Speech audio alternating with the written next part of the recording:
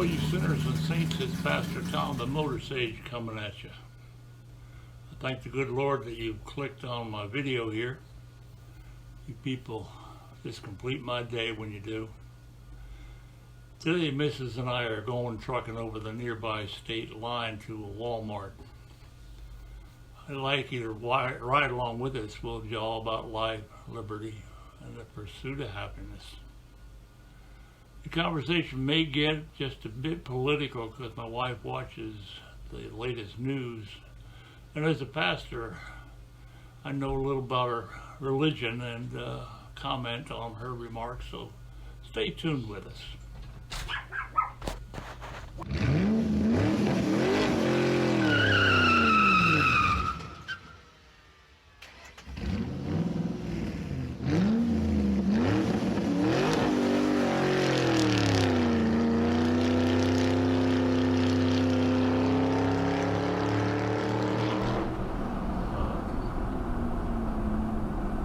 There is a definitive lack of correspondence between wealthy people and Christianity.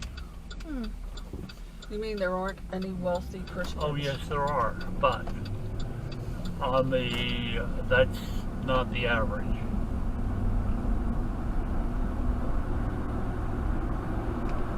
The average is that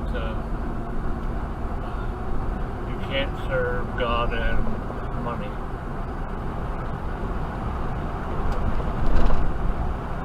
And yet, wealthy Christians are often philanthropists. And you have to realize they're more than likely, they're capitalists, they're not socialists. So there is a bit of a political underpinning to this also. Certainly. And what did Lindsey Graham say this morning? The same thing I often say. Who? Lindsey Graham. He said, I am pro-life and I make no apologies for it. He said, we're just going to dig in on they want to kill babies while they're being born. I think that's when they're going after him because he says 15 weeks. I would have said probably 12. But, I say, if it's conceived, it's got a right to life. How many people were conceived out of look at, what's her face on, Tammy Bruce doesn't know who her father is. She is the product of a rape. And there's some people who never know who their parents really are.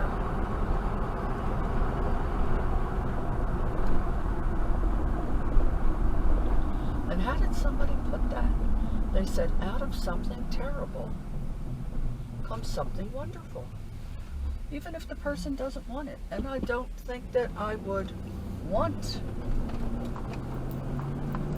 that person to punish that child for something that happened to them.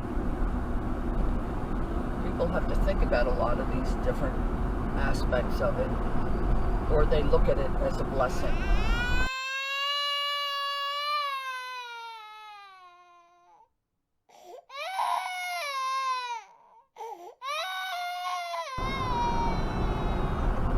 And just like Harris Faulkner says, God knows what he's doing. He really does. She said that she used the same phrase that guy used Sunday in church. God, how did he put it? About how, like, you're at the place where you're supposed to be. How God puts you in a certain place because you're supposed to do something there. What did she call it? Do you remember what it was he said? No. I know what I call it. What? And a Godric moment when all things come together. It's a God wink. Yeah. It's a God wink. God wink. Yeah.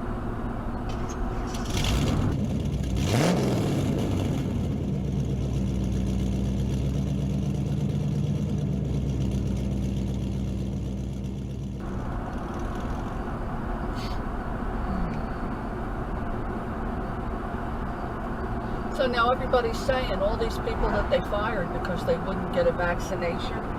Yeah. there's like thousands in the military, thousands, plus teachers who wouldn't get it. Yeah. Some of them were nursing mothers.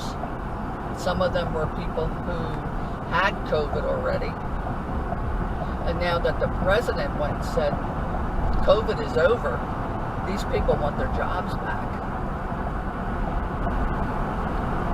Teachers, I'm not a big fan of teachers anymore. They should be going to charter schools or maybe starting those pod schools with people instead of being beholden to the teachers union and to the politicians. I think if you get fired because of that, I think there'd be about 10 families that would be perfectly happy to have you teach their kids. And remember what they did in Georgia that time, where they took they had a teacher teaching kids in the church basement. They had computers and everything. That was like a pod school, because it was a home school, but it was done at church, a church school.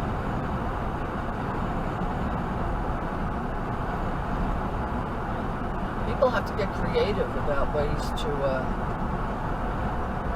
educate their kids, because they're not getting educated, and there will be the haves and the have-nots.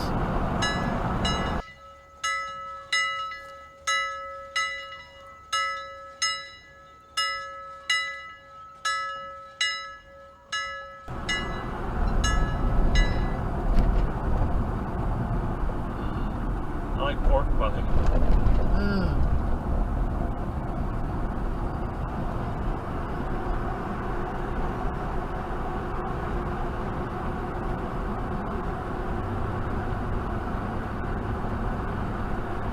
I like pork pie a lot.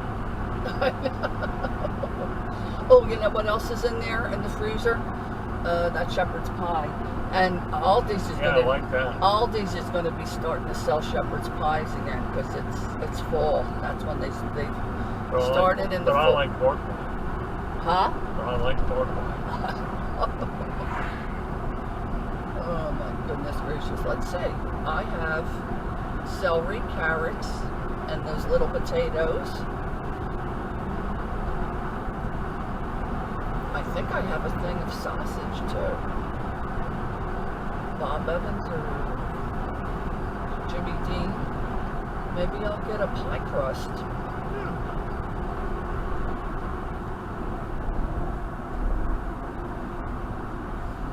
That's an idea. Did I ever tell you I like pork pie? I know. And I've even got the sage that goes in it. A lot of sage. Lots and lots of sage I have. And I've got tickets to a winding road. The place I go, I'll always be alone. I'm sick of this. Sick of all the people I've ever known.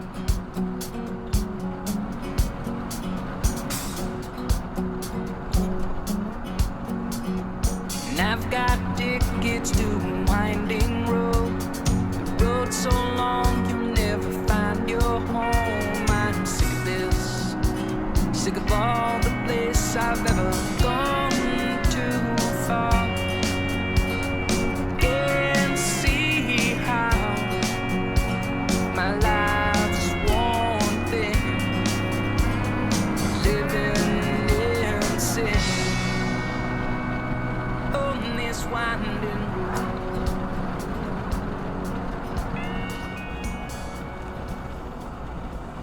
You know, the words life, liberty, and the pursuit of happiness comes from the Declaration of Independence for the United States.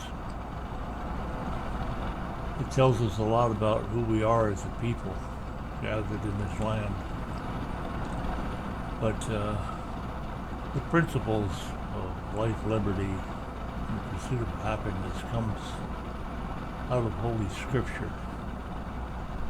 And we have to take a good hard look at what it says in Holy Scripture to figure out just what all that means for us as we go down these twisted roads of life.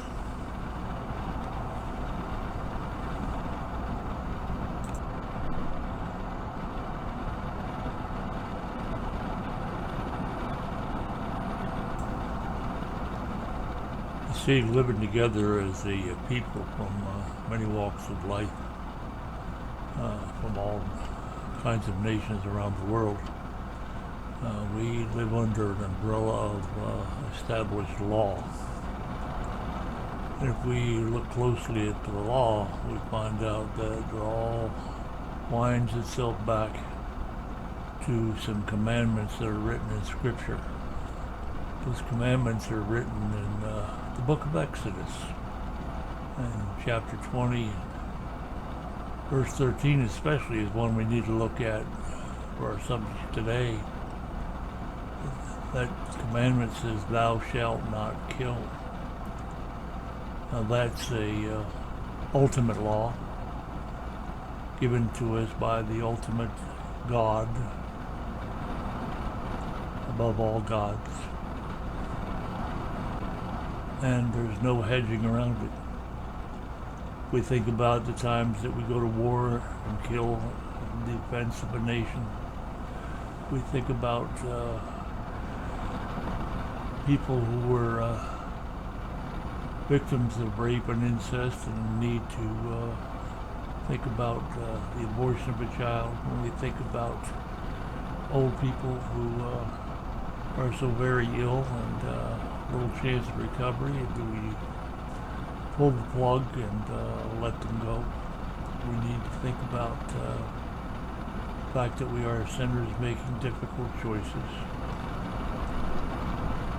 because we stand up against the law that says, "Thou shalt not kill."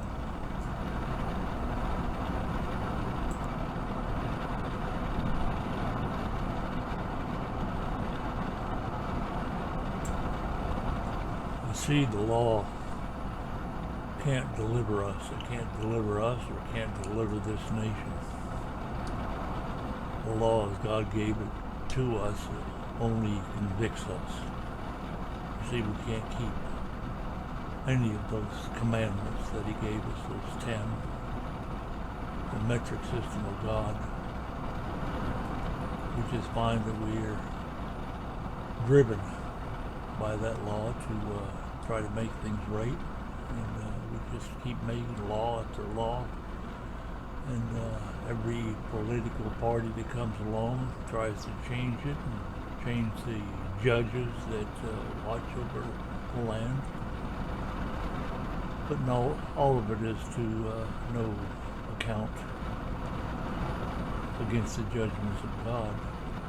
So we're driven by the law to seek salvation another way, and in seeking that salvation and redemption from the punishment of the law, we end up at the person of Jesus, who came into this world to show us what love and liberty really means.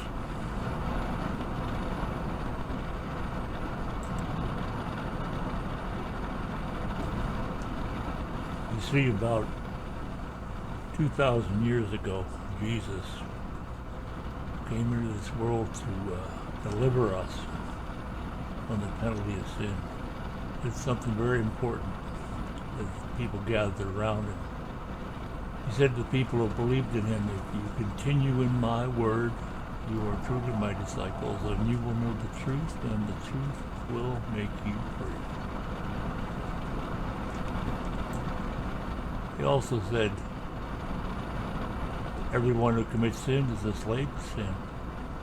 For if the Son makes you free, you will be free indeed."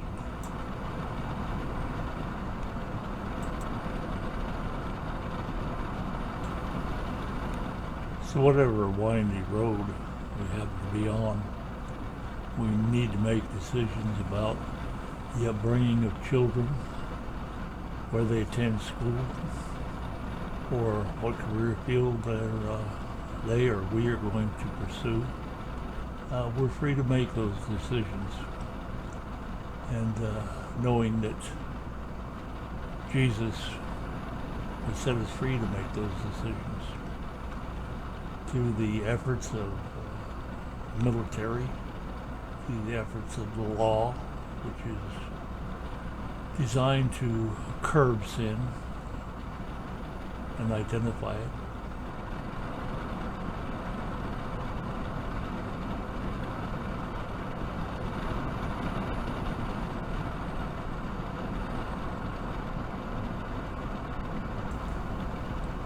see, we are made free to make certain decisions, everyday decisions about where we go, what we eat, what we do, all within the confines of the public law. However, we can do some things that they never did before. You see, way back when, the Jews, in keeping kosher, couldn't eat pork. It was forbidden to them in their dietary habits. But being free and set free by Jesus, I can eat pork. I can even eat pork pie. There's a place I take a friend of mine, a place we go, we've never been so blind. We are sick of this, sick of all the people we've ever known.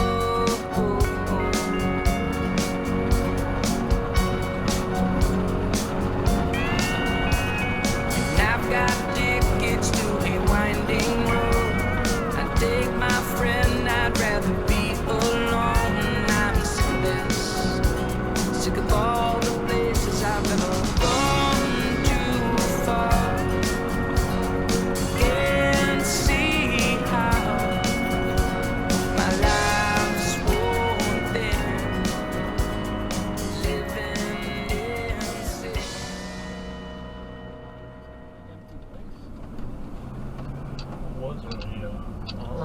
Was it all a repair shop?